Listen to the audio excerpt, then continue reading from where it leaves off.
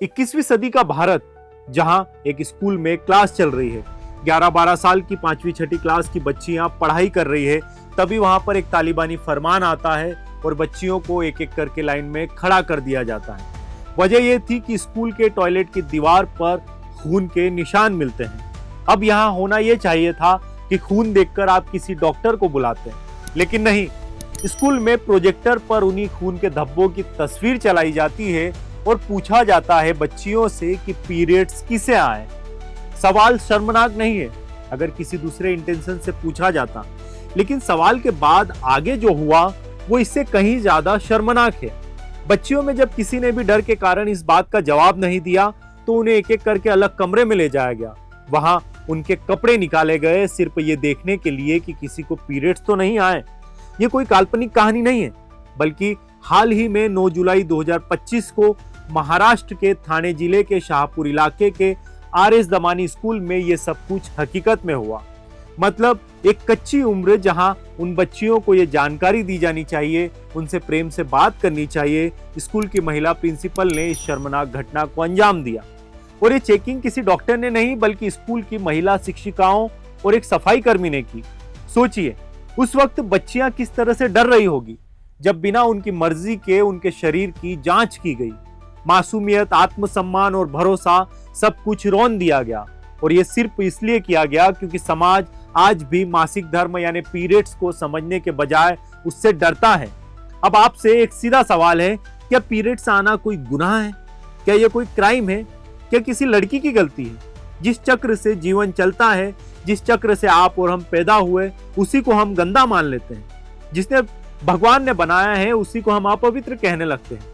ये शरीर का विज्ञान है, ये नेचर का नियम है, न कि कोई क्राइम। लेकिन समाज में अशिक्षा ने इतना पीछे धकेला है कि इस अंधविश्वास में सबसे अव्वल महिलाएं हैं। इस मामले में पुरुषों का इतना रोल नहीं है। यहाँ महिलाएं ही महिलाओं के एहसास को नहीं समझती, जबकि वो इस चीज से गुजर चुकी होती है। हम बड़े बड़े नारे लगाते हैं, बेटी पढ़ाओ बेटी बढ़ाओ, पर जब वही बेटी स्कूल जाती है तो उसका सामना ऐसी करतूतों से होता है। मासिक धर्म पर कोई बात नहीं करता, न घर में न स्कूल में। पर जब पहली बार ये होता है किसी लड़की के साथ तो वो डर जाती है, क्योंकि हमने उसे शर्म सिखाई है, समझ नहीं। हमने उसे यही बताया है कि ये गुप्त बात है, गंदगी है और इसे छुपाना है, किसी को बताना नहीं है। असल में गंदा खून नहीं होता, गंदी वो सोच होती है जो एक लड़की को उसके अपने शरीर से शर्मिंदा करने की सोच रखती है। अब नेपाल की बात करते हैं। वहां की छोपड़ी प्रथा के बारे में आपने शायद ही कभी सुना होगा। जब लड़की को पीरियड्स आते हैं तो उसे घर से दूर एक झोपड़ी में भेज दिया जाता है। वहां न बिजली है, न पंखा, न साफ बिस्तर। वो लड़की अकेले रहती है, किसी से बात नहीं करती, मंदिर नहीं जा सकती, यहाँ तक के खाना भी ठीक से नहीं मिलता। कई बार ऐसी झोपड़ियों में सांप काटने या सर्दी से कई लड़कियों की मौत हो जाती है। अब तक कई बच्चियों की इस मामले में मौत हुई है। 2018 में जाकर नेपाल सरकार की आंखें खुली और इस प्रथा को बैन कर दिया।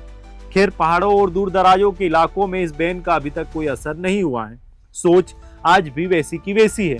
और सिर्फ नेपाल ही नहीं, भारत के कई गांवों में आज भी लड़कियां पीरियड्स के कारण कोने में बैठा दी जाती हैं। मंदिर में जाने की मनाही है, रसोई में घुसने की मनाही है, कुछ भी छूने की मनाही है। और हम जैसे लोग किसी से बात करते हैं तो आपको यह कहकर रोक दिया जाता है कि आपको कुछ भी नहीं पता। हमें इस पर बोलना चाहिए। शहरों में पीरियड्स की सोच को लेकर काफी सुधार आए हैं, लेकिन गाँवों में आज भी वही हालात है। हालांकि शहरों में भी मैंने ऐसे कई घर देखे हैं जहां इसे गंदगी के जैसे लिया जाता है। भारत ही नहीं, दुनिया के कई हिस्सों में भी मासिक धर्म को लेकर शर्म और भेदभाव फैला हुआ है। इंडोनेशिया में लड़कियों को स्कूल नहीं जाने दिया जाता। अफ्रीका के कुछ हिस्सों में माना जाता है कि पीरियड्स वाली लड़की अशुभ होती है। अफगानिस्तान में लड़कियां इस बारे में बात भी नहीं कर सकती, लड़कियां गिल्ट महसूस करती है। यानी पूरी दुनिया में कहीं ना कहीं आज भी ये सोच जिंदा है कि पीरियड्स मतलब शर्म। अब जरा ऐसे देशों की तरफ देखते हैं जो यूरोप के हैं, जहां से हमें यकीनन कुछ सीखना चाहिए, जहां से हमें कुछ रोशनी दिखाई देती है। स्कॉटलैंड दुनिया का पहला ऐसा देश जिसने पीरियड्स के सारे प्रोडक्ट को पूरी तरह से फ्री कर दिया। न्यूजीलैंड, फ्रांस, स्पेन जैसे देशों में स्कूल में पीरियड्स का जो एजुकेशन है वो बहुत जरूरी है, वहां पर एक विषय है। यहाँ स्कूलों में टीचर कपड़े निकाल कर चेक नहीं करती, बल्कि वो आपको शिक्षा देती है। वो आपको समझाती है कि पीरियड्स में किस तरह से व्यवहार करना है। ये कोई गलत चीज नहीं है, ये कोई क्राइम नहीं है, आपको शर्म महसूस नहीं करना है। जापान, कोरिया और स्पेन जैसे देशों में महिलाओं को पीरियड्स के बाद जब वो किसी ऑफिस या जॉब में रहती है तो वहां से उन्हें लीव दी जाती है। यानी कि एक तरफ दुनिया आगे बढ़ रही है और दूसरी तरफ हम यानी भारत 2025 में बच्चियों से कपड़े उतरवा कर जांच कर रहे हैं। इस मामले को बेहद गंभीरता से लेना चाहिए। इस मामले में पुलिस ने स्कूल की प्रिंसिपल, एक महिला सफाई कर्मचारी और 4 टीचर्स और 2 ट्रस्टी समेत कुल 8 लोगों के खिलाफ केस दर्ज किया। प्रिंसिपल और महिला सफाई कर्मी को पुलिस ने गिरफ्तार कर लिया, उन्हें कोर्ट में पेश भी किया गया। बाकी आरोपियों से पूछताछ चल रही है। इन्हीं सब पर आईपीसी और पॉक्सो एक्ट के तहत केस दर्ज हुआ है, क्योंकि ये बच्चियों की इज्जत और मानसिक सुरक्षा से जुड़ा मामला है। अभी केस की जांच चल रही है और कोर्ट में ट्रायल आगे होगा, जिसके बाद सजा तय की जाएगी कि आखिर इस केस में क्या होता है। आप अगर ये वीडियो देख रहे हो तो मेरी बात ध्यान से सुनिएगा, इसे समझिएगा। मैं जानता हूं समाज ने आपको वैसा माहौल नहीं दिया कि आप इस विषय पर घर पर या समाज में खुलकर कुछ बात कर सकते हो, लेकिन डायरेक्टली नहीं तो इनडायरेक्टली बात कीजिए। संवाद से हल निकलते हैं। पीरियड्स कोई गंदा नहीं है, गंदी सोच है। हमें इस सोच को बदलना है।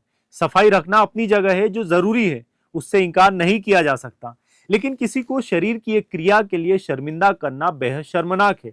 दीवार पर खून लगना किसी बच्ची की गलती हो सकती है, उसने जानबूझकर नहीं किया होगा, उसके पास कोई उपाय नहीं होगा। लेकिन क्या हम भी बच्चे हैं? हो सकता है उस बच्ची को पहली बार पीरियड्स आए हो सकता है उसे पीरियड्स का मतलब भी नहीं पता हो। वो डर गई होगी खून देखकर। उस डर का हमने समाज के रूप में जो एक मजाक बनाया है, वो शायद वो बच्चियां जिंदगी भर तक नहीं भूलेगी। इस वीडियो में फिलहाल इतना ही। चैनल को सब्सक्राइब जरूर करें, वीडियो अपने लोगों तक जरूर भेजें। खासकर अगर मेरी कोई बात आपको अच्छी लगी हो, तो आप चाहते हो यही बात आपकी बहन बेटी तक भी पहुंचे, तो आप इसे शेयर जरूर कीजिएगा। आप सभी का बहुत बहुत धन्यवाद। मिलते हैं अगले वीडियो में।